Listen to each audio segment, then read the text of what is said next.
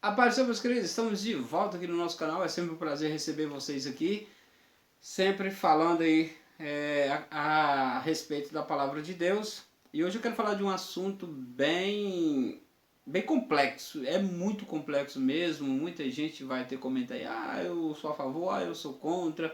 Então, o mais importante é que você comente, dá sua sugestão aí. Desde já, não se esqueça de se inscrever e ativar o sininho para toda vez que nós postar um material novo aqui, você receber de primeira mão. Eu sou Esaú, exerço o Ministério de Evangelista e estamos aqui para graça do nosso Senhor, para passar um pouco do que a gente aprendeu para os irmãos. Hoje eu quero falar um pouco de antropologia. Para quem não sabe, antropologia é o estudo que é relacionado ao homem, né? É o estudo que vai estudar concernente ao homem. E nós vamos falar de espírito, alma e corpo. É um assunto muito complexo, mas a gente vai dar uma luz para os irmãos aqui do que a palavra de Deus nos revela, né? Nós vamos estar fazendo algumas leituras bíblicas para ficar bem claro isso aí para nós, tá bom? Só lembrando para os irmãos no início aí, ó, que o espírito humano, conforme a antropologia do Antigo Testamento, significa sopro, só isso. Né? Na antropologia do Antigo Testamento significa sopro de vida. Só que a gente tem que entender, tem que ficar muito claro aqui, que existe várias dispensações até a plenitude dos tempos, né? Existe a plenitude, existe a dispensação, né, primária lá de Noé, e existe várias outras dispensação até chegar à plenitude. Somente no Novo Testamento teremos a noção cristã de espírito como uma entidade autônoma, unida à alma, a alma imortal. Então, só no Novo Testamento nós vamos ter um entendimento disso aí. Eu fiz aqui meio que um desenho aqui, eu vou até mostrar a vocês e vou tentar explicar a vocês relacionado a esse desenho que eu fiz aqui, tá bom? Eu vou tentar seguir esse esboço aqui. Então vamos lá. O ser humano, quando ele foi criado, lembrando que de tudo que Deus criou, ele disse haja. E o homem não foi feito pela palavra, né? Tudo foi criado pela palavra. Deus falou haja e as coisas aconteceu.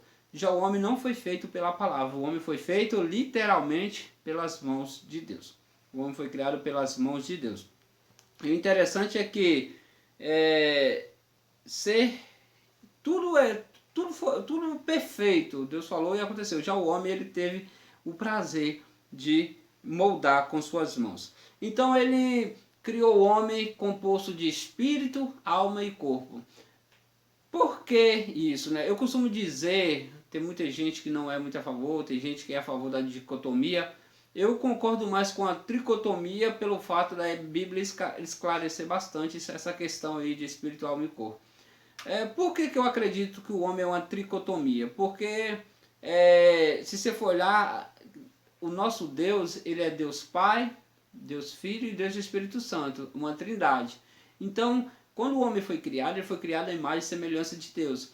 E Deus sempre quis se revelar em tudo. Né? Se você for olhar no tempo, o tempo ele é feito de passado, presente e futuro. Né? 3. Se você for olhar o estado da água, estado da água líquido, gasoso e sólido. E se você for, o que mais? Vamos tentar lembrar aqui. A música, harmonia, sintonia, melodia. O que mais? De tudo, se você for ver, Deus está se revelando em todas as coisas. Então por isso que eu acredito que o homem é uma tricotomia, porque Deus quis se revelar no homem. Quando ele disse assim, ó, façamos o homem a nossa imagem e semelhança, ele estava querendo se revelar através do homem também. Então vamos lá para essa questão. Nós somos compostos de corpo, de espírito, alma e corpo. Mas para a explicação aqui eu vou começar com o corpo. O que é o corpo? O corpo é a parte material. É a parte, literalmente, o boneco, né? Porque para formar a alma precisou do fôlego de vida e do boneco feito pelas mãos de Deus, e com a junção criou-se a alma, formou-se uma alma. Aí tem a alma, que é a parte material, que é essa que está falando com vocês. que tem média, aí, segundo a palavra de Deus, aí, passa disso, passa de 70 anos, já é fadiga e cansaço, segundo os escritos de Moisés.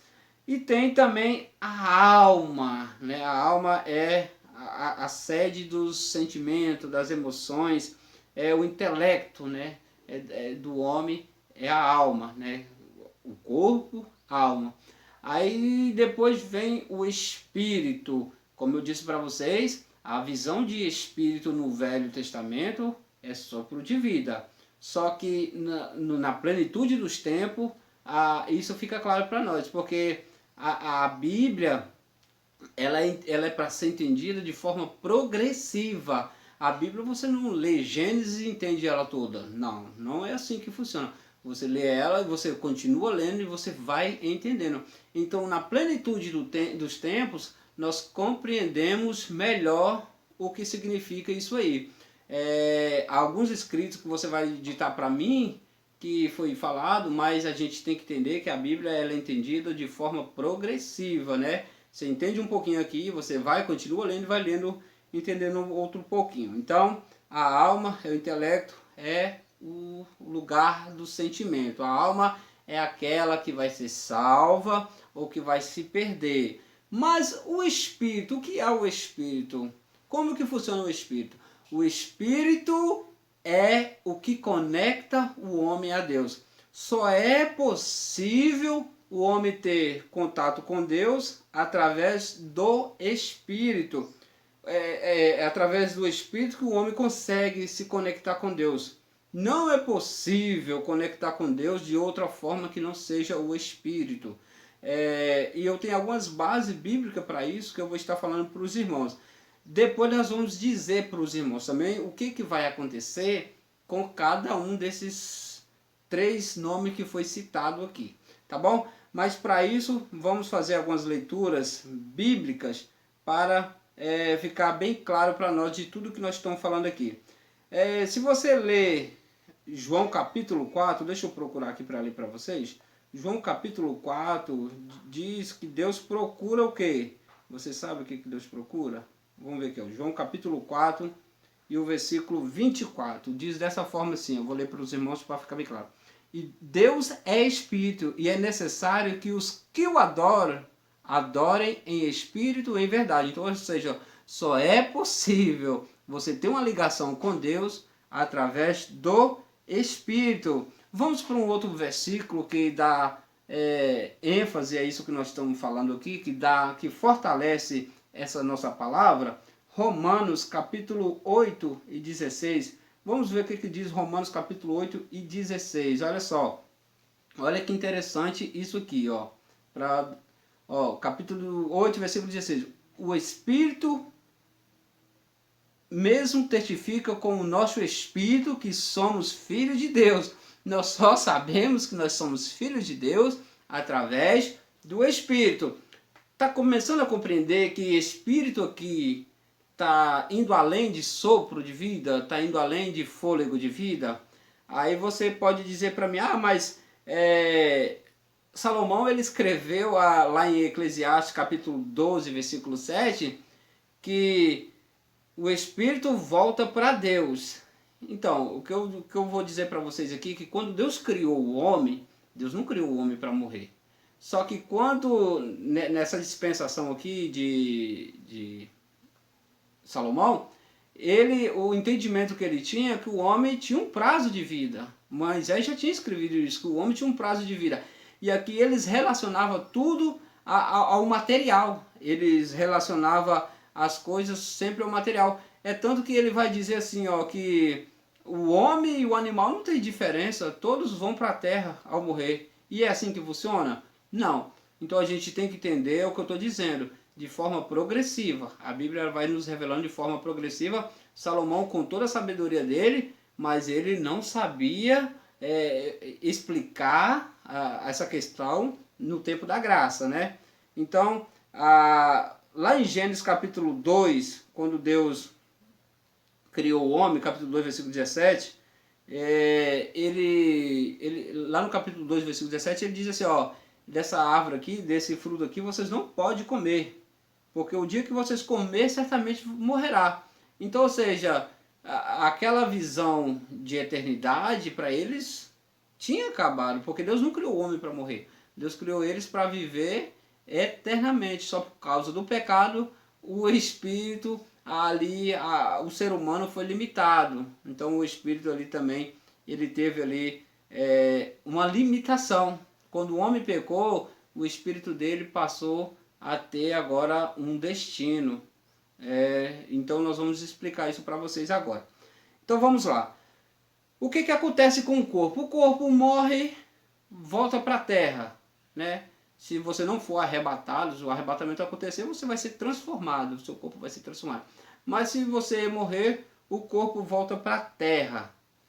Mas e aí? E a alma? Vamos ler algum versículo bíblico falando sobre essa questão de corpo, alma e espírito e a gente dá continuidade. Olha só, eu quero ler com vocês 1 Tessalonicenses, e que diz dessa forma aqui, deixa eu só achar aqui, 1 Tessalonicenses capítulo 5 e o versículo 23, diz assim a palavra do Senhor. E o próprio Deus de paz vos santifique completamente, e o vosso espírito, alma e corpo sejam plenamente conservados, irrepreensíveis, para a vinda do nosso Senhor Jesus Cristo. Então, ou seja, aqui não pode ter confusão. Então, ou seja, espírito, alma e corpo, então são três diferentes.